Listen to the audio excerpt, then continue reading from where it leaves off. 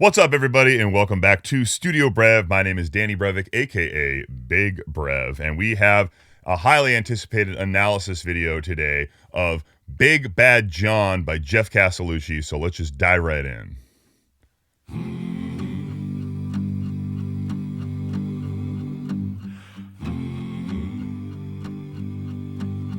All right, right now all we have are just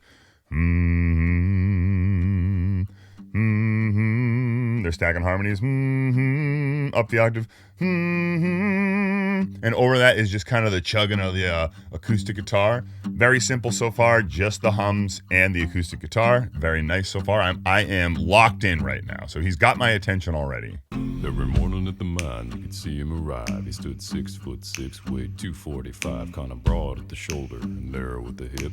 And everybody knew you didn't give no lip to Big John.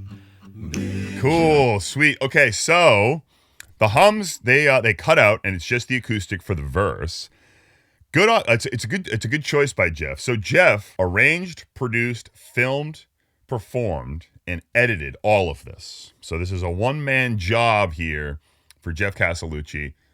The mixing was done by Ed Boyer, who's a well-known mixing engineer, very popular in the a cappella community.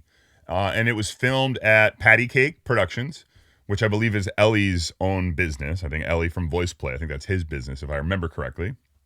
And he did the whole thing. So the arrangement, let's talk a little about the arrangement so far. I know we haven't heard that much, but it starts off with the hums.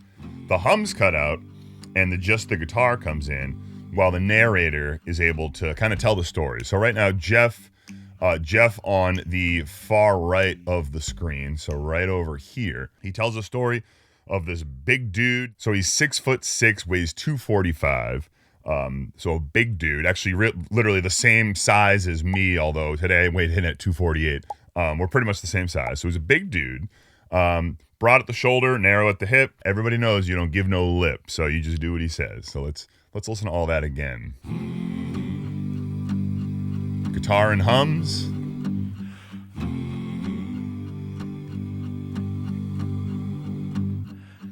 Every morning Hums cut out. You could see him arrive. He stood Add the snaps. 6'6", weighed 245, kind of broad at the shoulder and narrow at the hip.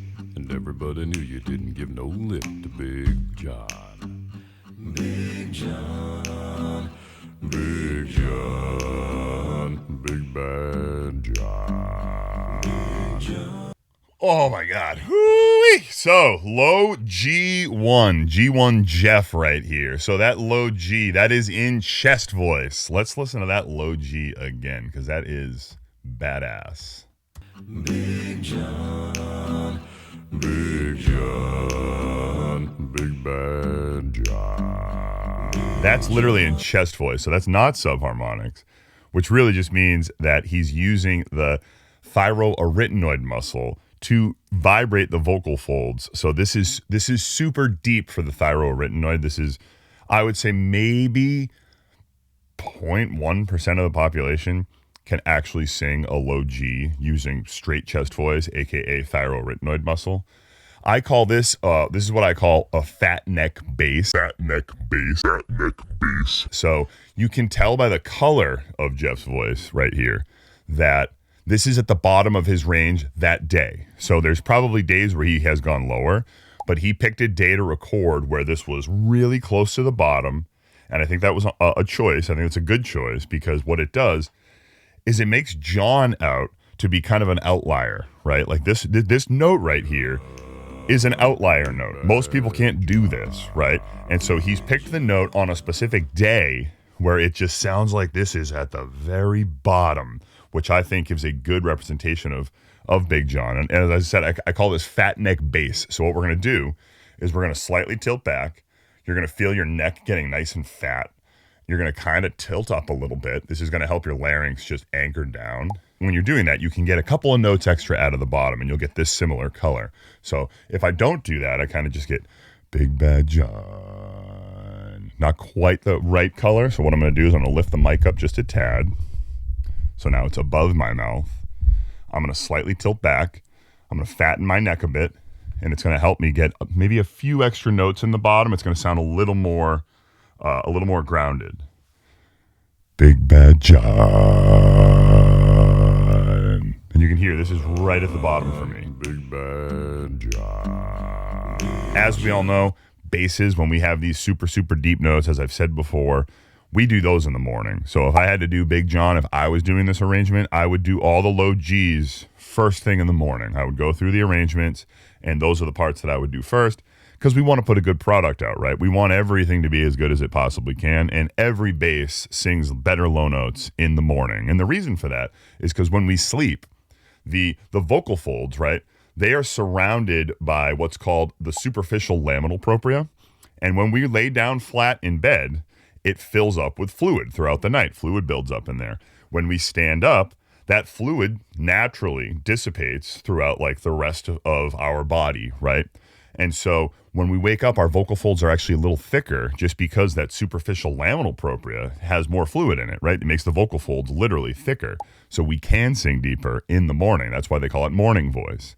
Morning voice is great for singing bass. Never shall we die. The superficial laminal propria is nice and swollen. You can take full advantage of that as an artist. Sing all of those deep notes first thing in the morning, and then you can put them in the mix, record all your higher parts, all the other parts. It doesn't really matter when you record those because they're not going that deep. So you can record those later, right?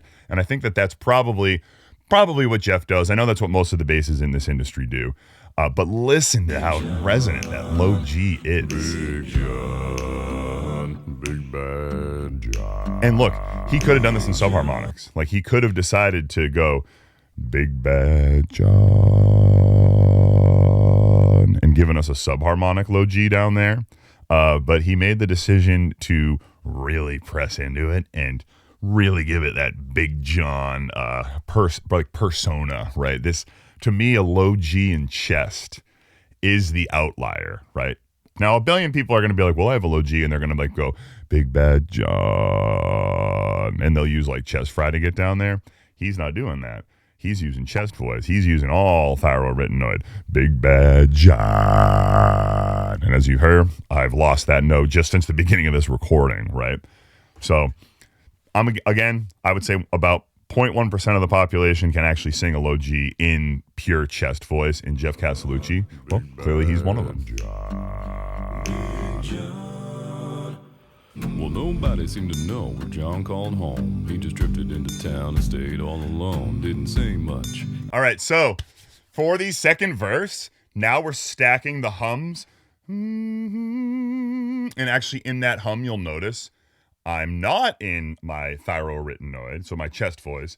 I'm recruiting a little what's called cricothyroid muscle. That's this voice here. I could do that in chest.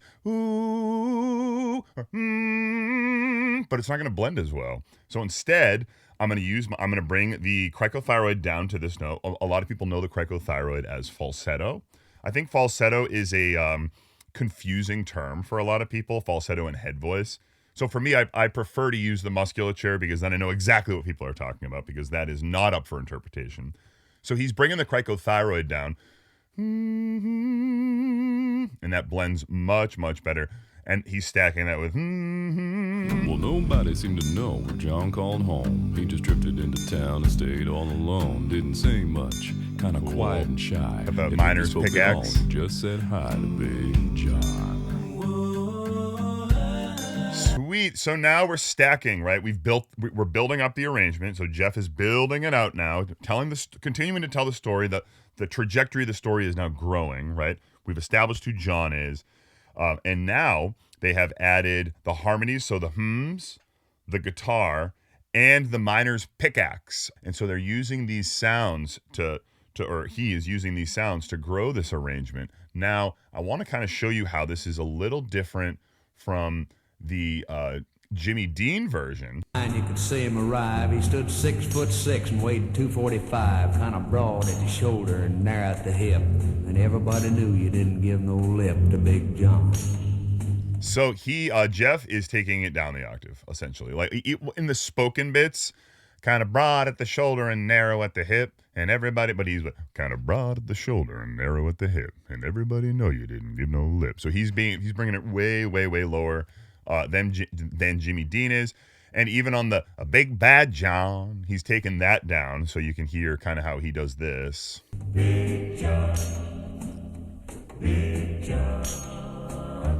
Big Bad John. One thing that the Jimmy Dean version does, if you're wearing headphones, you'll notice that all of the choir singers are in the right headphone, so they're all panned right. Big John, Big John, and then he is in the center. A big bad John, right? What Geoff is doing is much different. So his arrangement is much thicker, right? You can hear the voices coming through both earbuds. Yes, he is still panning voices so you can hear like a choir kind of thing happening behind him. But that was a choice that he made to make it a little thicker, make it have a little more of a full body to it. And he's kind of telling the story a little bit differently too, because he's taking it way down here, kind of broad at the shoulder and narrow at the hip, whereas Jimmy Dean is kind of broad at the shoulder and narrow at the hip. He's way up there, right? So Geoff essentially just taking this whole thing down the octave because he can, right? Just said hi to Big John. Oh, cool little transition there. Whoa, whoa, and then they're going back to the hums for the third verse. I think that the woes, they sound a little mysterious, right? And so we're going to be getting into the third verse here, where we kind of talk about how no one really knows where he's from. I guess somebody thinks he's from New Orleans, but they don't really know where he originated. So John, this type of guy who has a little more questions than answers about this big fella. And so I like how they're doing this, whoa, almost spooky and, like I said, a little mysterious. Kind of quiet and shy, and if he spoke at all, he just said hi to Big John. Somebody said he came from New Orleans, where he got into a fight over a Cajun queen, and a crashing blow from a huge right hand sent a Louisiana fella to the promised land. Big John, come on. So John potentially came from New Orleans. He was definitely there because he fell in love with a Cajun queen. And then he got into a fight with a feller, and he gave him a crashing blow, right, that sent him down to the promised land. So John, he's a man of very few words. He's a big dude. Stay out of his way. If you do address him, you pretty much just say hi. But for the most part, we don't really talk to John too much. We just let John kind of do his thing. Sent a Louisiana fella to the promised land. Big John, come on. Big John, Big John. Big Bad John. All right, going up now. So he's taking it up the octave there. Backing vocals, Big John, Big John. They're like that, a little more staccato there. Big John, Big Bad John. And talking about a little about the voice, the color happening here. So you'll notice. And I have come to notice, because now that I've been watching a lot of voice play and listening to Geoff sing, he loves to really bring it into the nasopharynx. So right here, there's a cavity of space there, right? It's a cavernous space where we can resonate in. What that does is that brings our sound forward right here. A lot of people call it singing in the mask.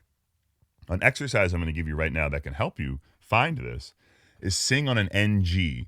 So say the word song, and then I'm going to have you hum out that last sound of the word song. So we're going to go song.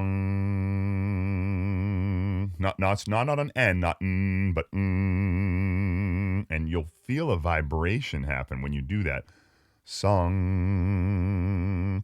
And you'll hear when he goes up right here. Big John, Big Bad John. He's going, Big Bad John. Right in the front here. If he wasn't doing this, it would sound a little different. It would be like more like Big Bad John. Different sound entirely. So he's going through the nasopharynx. Big Bad John. So try that exercise out if you're trying to find that good forward placement that Geoff is so well known for. Big Bad John. He's even kind of singing through the bad. Big bad, or sorry, he's kind of smiling through that. Big Bad John, or Big Bad John. Big John, Big Bad John.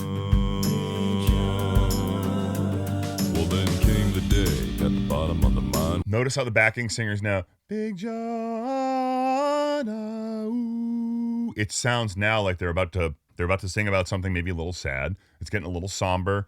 Arrangement's starting to get kind of it's going to get a little heavy now because they're telling the sad part of the story. This is something that Jimmy Dean didn't do, and we'll go back and we'll listen to how he did it in conjunction with how Geoff did it.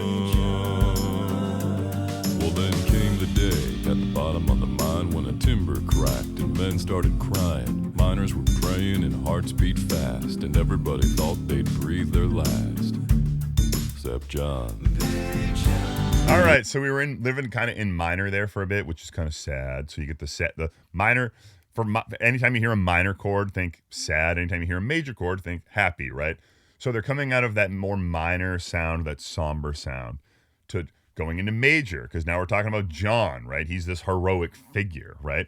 And so I want to show you now how Jimmy Dean kind of handled that.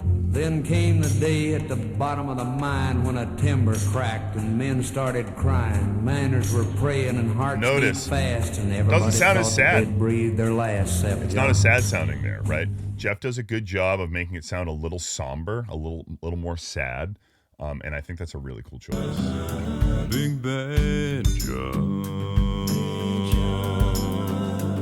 Well, then came the day at the bottom of the mine when a timber cracked and men started crying. Miners were praying and hearts beat fast, and everybody thought they'd breathe their last, except John. Big John. Big John, yeah. Big Bad John. Oh, it just throws the low G in there. Oh my God, they don't call him G1 Geoff for nothing, right? G1 Geoff. So I don't even think that's actually in the original arrangement. Let's see. So he comes out of breathe their last, except John. Through the dust and the smoke of this man-made hell walked a giant of a man. So he doesn't add any Big Bad John right there. He just keeps going right into another verse. So Geoff adds like a little section here, which I think is really cool, because you go from all of the miners are scared, right? They fear that this might be their last day, right? Because one of the timbers in the mine broke, and they're worried that it's going to collapse, right? Then comes John, the hero, right? And he does a really good job of showing that dichotomy in the line. Came the day at the bottom of the mine when a timber cracked and men started crying. Miners were praying and hearts beat fast, and everybody thought they'd breathe their last, except John. Big John. Big John, yeah. Big Bad John. Through the dust. And I love the harmonies. John! He's going really high in those harmonies. He's definitely singing up there in the tenor 1, tenor 2 range throughout that heroic period. So when it starts to sound happy again, you'll hear the harmonies. They go up, making it major and bringing a little more life to the line, right?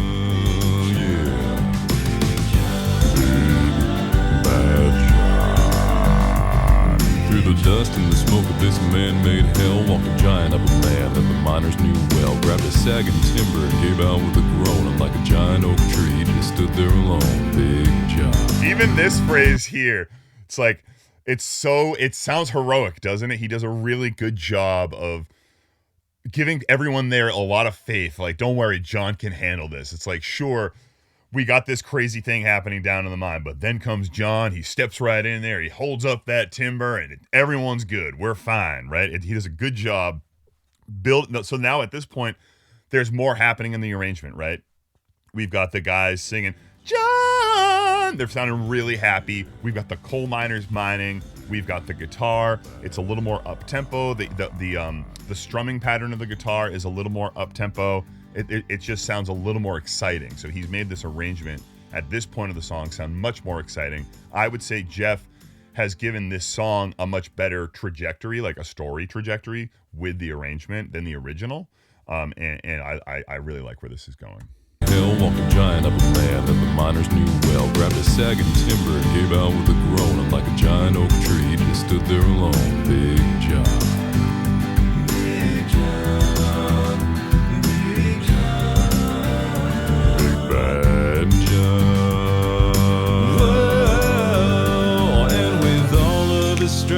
he gave a mighty shove. Then a miner yelled out, "There's a light above us." And his okay, so you'll notice that a member now from Geoff's little trio, the backing vocals, he comes over and he sings up the octave. And I think that man there, so it's the Geoff in the white shirt here, I think he represents one of the other miners. I think that in this case, he has left, that we've now left the narrator talking. It's because it's a completely different voice, different character voice, right? Sounds like a completely different person, right? This is a man who watched it, and if you listen to what he says, it almost sounds like he's telling it from his perspective. And with all of his strength, he gave a mighty shove. Then a miner yelled out, "There's a light above." Yeah.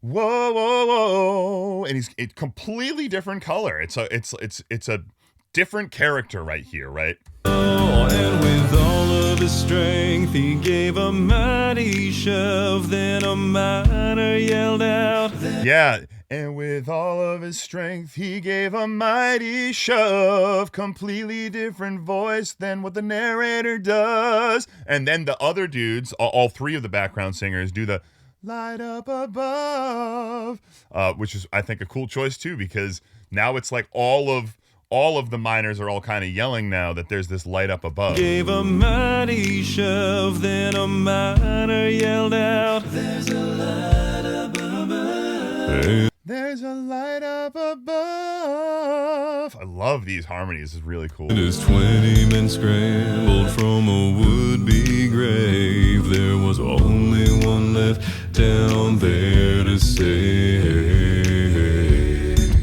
And the narrator comes back in to kind of tell us that, well, the miners got out, but there was still one left in there to save, obviously, and that's John. And so we're going back now to the narrator taking over the story. Down there to Save.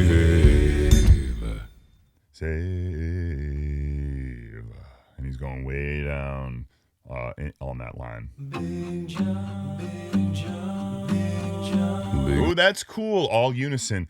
Big John, Big John, Big John. I wonder if they're all actually in the same. Let me listen to that one more time. Big John, Big John, Big John, Big John. So that sounds to me, so that might be, that's thyroarytenoid dominant. So that means that it's chest dominant. So the two muscles that we've kind of talked about, we've talked about the thyroarytenoid muscle, which is the chest voice. And we've talked about the cricothyroid, which is the falsetto or the head voice. You can use those together, right? And so I'll give you an example. I'm going to sing this in just straight thyroarytenoid chest voice. Big John. So the folds are completely coming together and getting way more of an abrasive sound. If I do it in just my cricothyroid, Big John, much thinner sound, right? So the folds are actually tilted on the thin edge, and that's how they're vibrating. You can use them together, and this is what they sound like together. Big John. Hear how this has a little more sound to it than this. So when I do this, you'll hear a little more air is escaping. The reason the air is escaping is because the cricothyroid, to phonate down there, it has to really relax. And so as a result, the vocal folds are a little more relaxed. And so more air can kind of get through there, right? If you recruit some of the thyroarytenoid muscle, you can get rid of that breathy sound, and you can get the Big John, and now less air is escaping. Big John, Big John. Going to the ooze. With jacks and timbers, they started back down. Then came that rumble way down in the ground, and as smoke and gas belched out of that mine, everybody knew it was the end of the line for John. All right, so in that first one, I was saying they were on ooze. It was almost like they were on a relaxed ooh, almost like half ooh, half hum. You can't see my mouth, sorry. So I'm not going ooh. I'm not also going It's more of a So you're getting still the breathiness of as if your mouth was open, but you're still kind of getting that hum flavor. Then they do switch to ooze, and it gives it a nice contrast. With jacks and timbers, they started back down. Then came that rumble way down in the ground, and as smoke and gas belched out of that mine, everybody knew it was the end of the line. Straight ooze now.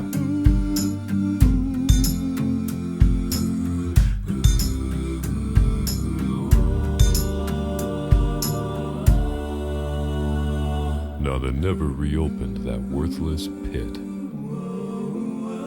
They just placed a marble slab in front of it. And these few words are written on that stand. At the bottom of this mine lies a big, big man. Wow. Yeah, they did it. He. I keep saying they, because you just assume that multiple people were involved in this. He did a really, really good freaking job at making this part really pull at the heartstrings a little bit. Kind of touches you deep in the soul. Like, you feel bad for John, right? Like, he was the hero, but he got trapped down there, right? And he didn't make it, right? It's sad, right? And I think he does a really good job of telling that story. I'm gonna kind of show you now how Jimmy Dean tells that story. Mighty shove, then a miner yelled out, "There's a light up above," and 20 men scrambled from a would-be grave. Now there's Completely only different one vibe, left right? down there to save Big John. There's nothing sad about this at all. Like, right now, it's like, yeah, happy Big John. He's about to die. It's like, it's not sad at all. A mighty shove, then a miner yelled out, "There's a light up above," and 20 men scrambled. And even that line, "There's a light up above," like the way Geoff kind of delivered that, "There's a light up above." It's like, it's just a completely different emotion, right? That the trajectory is entirely different. Still happy, same emotion throughout. Happy, Big Bad John. There's the key change. And with all of his strength, he gave a mighty shove. Then a Okay, so Geoff leaves out the key change, right?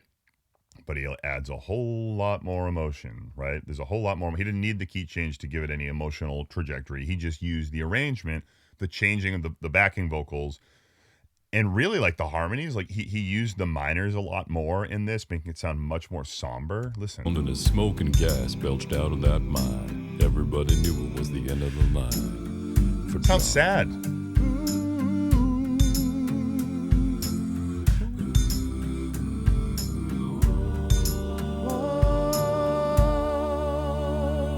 Now they never reopened that worthless pit. Yeah, listen to the echoes. Ooh, whoa, whoa, over the harmony. Whoa, whoa. It just sounds so much more sad. And this man standing down there alone, it's black and white now. Yeah, he does a really good job of capturing Just that. placed a marble slab in front of it.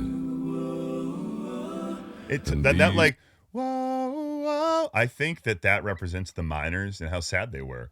Like their hero that saved their life. Like John saved their life.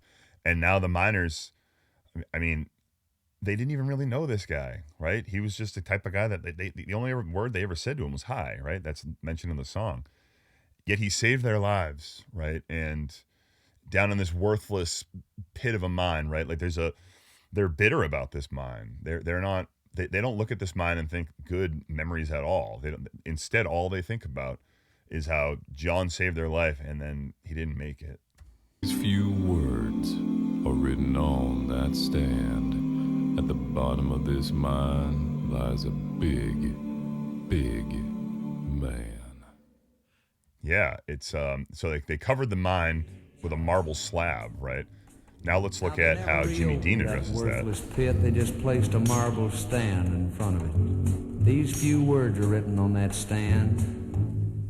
At the bottom of this mine lies a big, big man. Completely different vibe. It's like not even sad that John died. They're just making light of the fact that he was so big. Which, was he even that big? I mean, 6'6", 245. I don't think I'm that big. I'm not like walking around being like, man, I'm a big, big man. I mean, I walk into a bar sometimes, and sure, I'm the tallest person in there usually, but every once in a while, someone walks in who's like 6'9", and I'm like, whoa, that's a big, big man. I think it's funny that they're making such a big deal of the fact that he's like this big, big man. I think he was probably, sure, he's 6'6", but he was probably just a really strong man, right? He had a bombastic appearance to him. As a big, big man.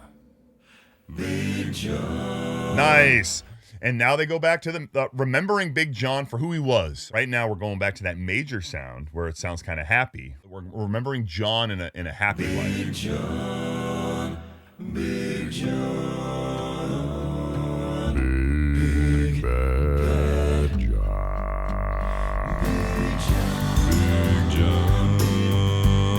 Awesome. So going back down to the G1, right? And you'll notice that when he's holding out the G1, he layers over the other bass line under it. They almost overlap for a second. You can hear that. Yeah, so that G1 is still kind of going off when he comes in with the Big John, right? You'll hear just a little overlap. Big John, yeah. I think that's cool that keeps going, actually, because to me, the way my brain kind of works, I think of that as John's memory lives on forever. Like, notice how he doesn't really end that note. It just kind of dissipates into foreverness, right? I think that was a cool choice. Big John, yeah. Big John, Big Bad John. More riffing now. John. More riffing happening in the backing vocals. A little happier. Big Bad John. Big John.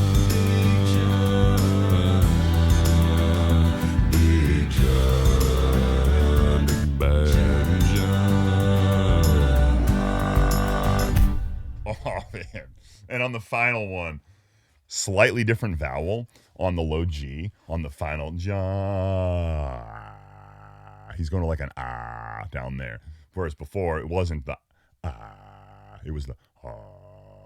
My G's are not there. They were there a little better earlier, but I'll show you what I mean. So listen to the different vowel here. Big Bad John. There's more ah in that one, whereas if you listen to this one, there's more ah in that one. Big Bad John. So say the word pasta, and then elongate that first vowel. Pasta. He's going to that vowel. Big Bad John. Pasta. He's going to that ah vowel. Whereas before, he was going to more of an ah vowel. Big Bad John. So these are the phonetics for ah, and then these are the phonetics for ah, like pasta. I also like to say the word Boston with your Bostonian accent. I grew up near Boston, and that's kind of how we say it. We say Boston. We don't say Boston. So that's your ah, as in pasta, and then that's your ah, as in the word yawn or octopus. So slightly different vowel variation there at the end on that G1.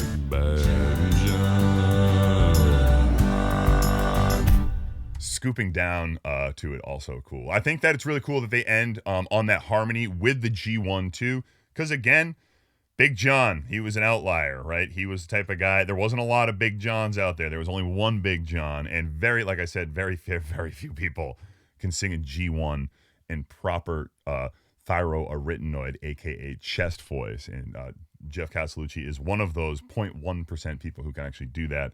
And so he's an outlier in it of himself, so he's adding that element in there. I think it's a really cool way to end this arrangement. Just a phenomenal trajectory to this arrangement.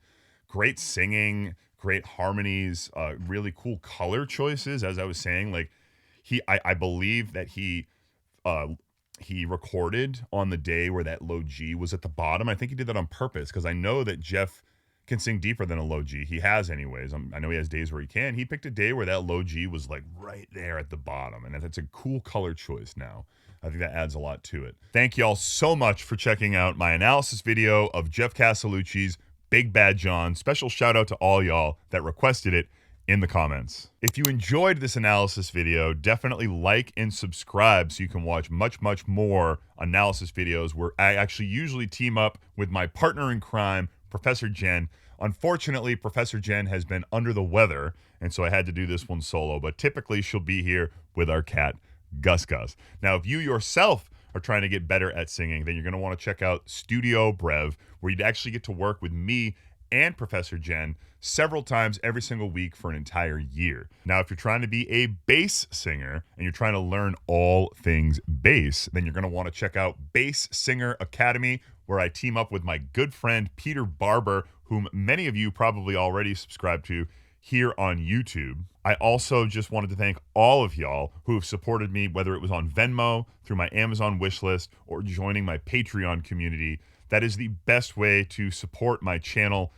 All proceeds from that go directly back into the channel to keep this YouTube dream alive. But definitely a great way to support the channel is to like, subscribe, and leave lots of comments. So in the comments, definitely make all of your requests for your favorite songs that me and Professor Jen can do analysis for. But thank you all so much for being here. All right.